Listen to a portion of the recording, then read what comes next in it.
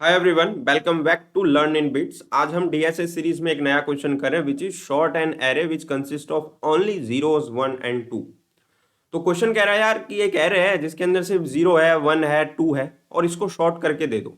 ठीक है, इसी एरे को अलग से कोई एरे नहीं बनाना, उसमें शॉर्ट करके नहीं करना। ठीक है, इसी को शॉर्ट करना है। इसके दो तरीके बताऊंगा। वैसे जो ये क्वेश्चन है वो हमें एक एल्गोरिथम सिखाना चाहता है। वो एल्गोरिथम क्या है? Which is Dutch national flag algorithm, है ना। वो इस अप्रोच को हमें इस क्वेश्चन में इंप्लीमेंट करेंगे, बट मैं एक सिंपल अप्रोच भी आपको बता देता हूँ। अगर आपको उससे ना करना हो तो आप इससे कर सकते हो। ठीक है, तो एडिटर की तरफ मूव करते हैं।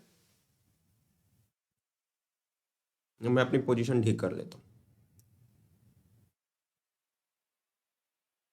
ये हमने पिछले क्वेश्चन में किया था, उसको हमें अभी हटाना है। तो एक नया एरे लेते हैं।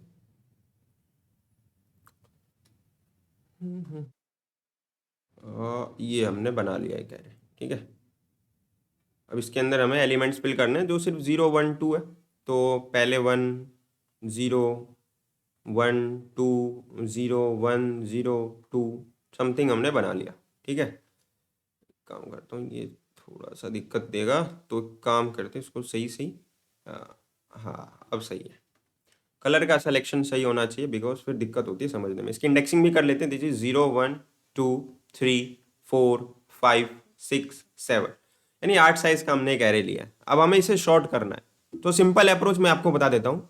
जो सबसे सिंपल है वो ये है कि हमें पता ही है यार, इस एरे के अंदर सिर्फ और सिर्फ 3 तरह के एलिमेंट्स हैं, 0 1 और 2। तो एक काम करता हूँ, मैं एक बनाता हूँ काउंट 0, एक बनाता हूँ काउंट 1 और एक बनाता हूँ काउंट 2।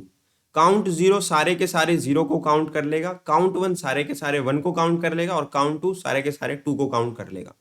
तो काउंट 0 के अंदर हम लूप लगाएंगे इस पूरे एलिमेंट, उस पूरे एरे के अंदर, और टोटल जीरोस काउंट करने हैं। तो टोटल 0 यानी 1 2 और 3। तो काउंट 0 के अंदर 3 0 यानी 3 आ जाएगा।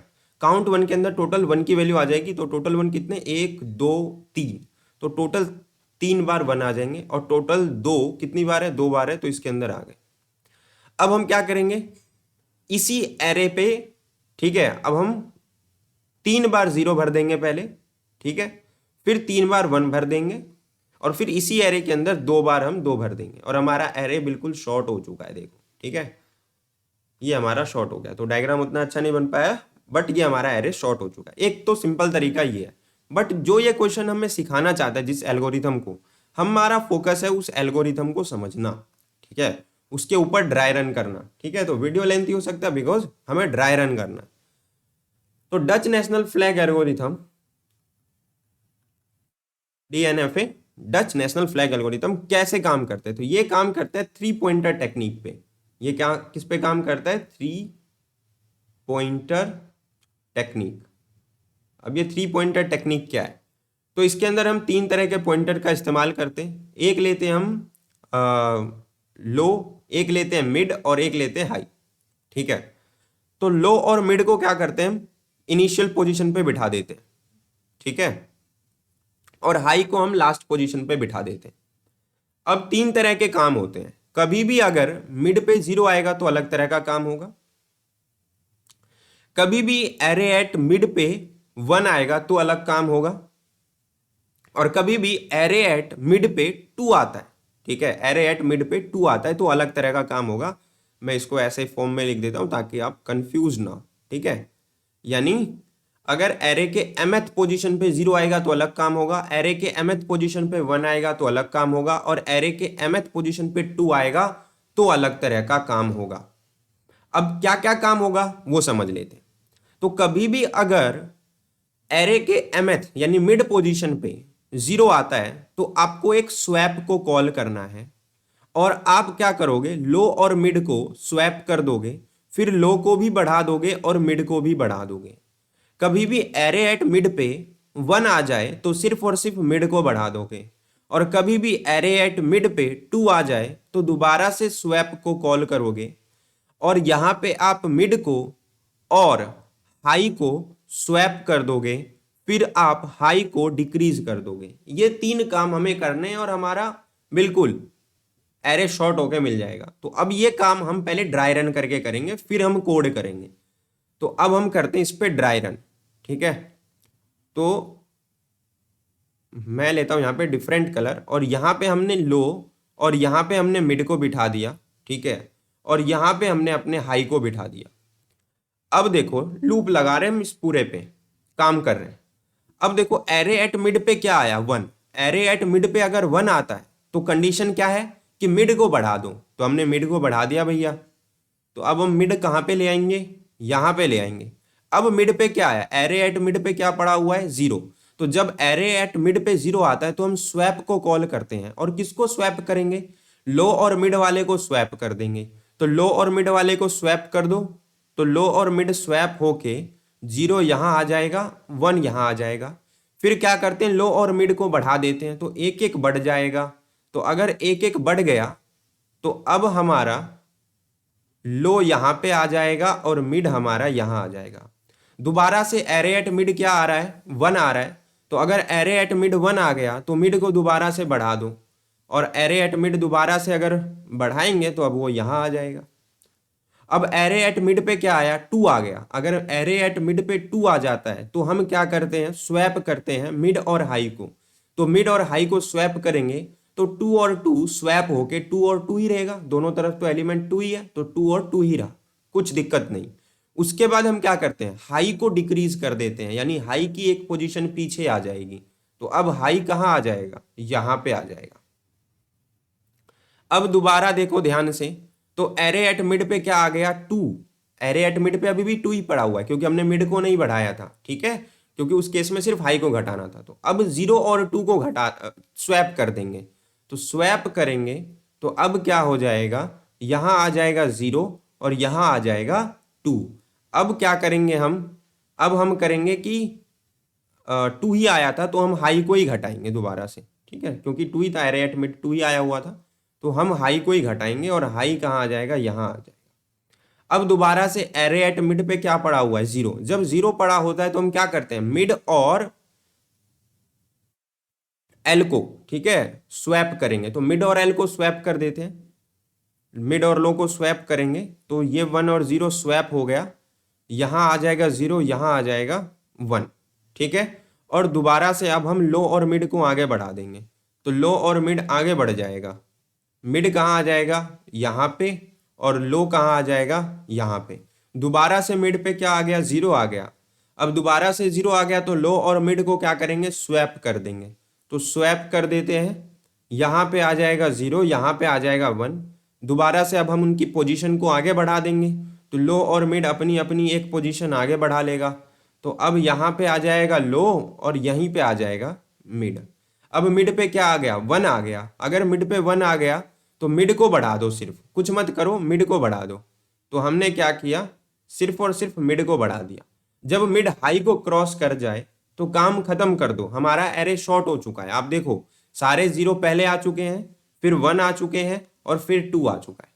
अब देखो इतना करने के बाद अब मैं आपको एक सिंपल सा लॉजिक बताता हूँ। मानो कि एक लाइन है, उस लाइन के अंदर बहुत सारे सेब एप्पल रखे हैं, बहुत सारे मैंगो रखे हैं और बहुत सारे ऑरेंज रखे हैं, और इनका कोई ऑर्डर तय नहीं है, ठीक है, कोई ऑर्डर तय नहीं है। मैं कहता हूं कि एप्पल को स्टार्टिंग में लगा दो और मैंगो को लास्ट में लगा दो, ठीक है। तो अगर आप एप्पल को स्टार्टिंग में लगा दोगे और सभी मैंगो को लास्ट में लगा दोगे तो ऑरेंज वाला जो है वो अपने आप बीच में अरेंज हो जाएगा कि नहीं हो जाएगा। तो डच नेशनल फ्लैग एल्गोरिथम भी ऐसे ही काम करता है, वो 0 और 2 को अपने ऑर्डर में लगाता है, 1 अपने आप अपने ऑर्डर में सेट हो जाता है। तो इस मिड का काम यही है कि वो 0 और 2 को उसके ऑर्डर में लाने का काम करता है और 1 अपने आप ऑर्डर में आ जाता है, ठीक है। तो यहां से हमें क्या 3 चीजें पता चली कि ये 3 चीजें हमें काम करनी होती है डच नेशनल फ्लैग एल्गोरिथम में। और लूप कब तक चलाना होता है, जब तक मिड हाई को नहीं क्रॉस कर जाए, ठीक है। तो अब हमारा काम है इसको कोड करना। तो अब हम सीधा चलते हैं अपने एडिटर पे और कोड करते हैं। यहाँ पे हमें एक एरे दे रखा है और एन दे रखा है उसका साइज। तो हमें क्या करना है, सबसे पहले 3 वेरिएबल बनाने हैं। एक लो बनाना है जिसे 0th इंडेक्स पे रखना है, एक मिड बनाना है जिसे 0th इंडेक्स पे रखना है, और एक इंट हाई बनाना है जिसे लास्ट इंडेक्स यानी n-1 पे रखना है। लूप कब तक चलाना है? जब तक हमारा मिड जो है वो हाई को क्रॉस नहीं कर देता तब तक हमारा लूप चलेगा। ठीक है, तो mid is less than equal to high. अब हमारा क्या काम होता है, तीन केस बनते हैं। अगर हमारा एरे एट मिड क्या आ जाए, 0 आ जाए तो अलग काम होगा। ठीक है, एल्स इफ अगर हमारा एरे एट मिड 1 आ जाए तो अलग काम होगा। ठीक है, और एल्स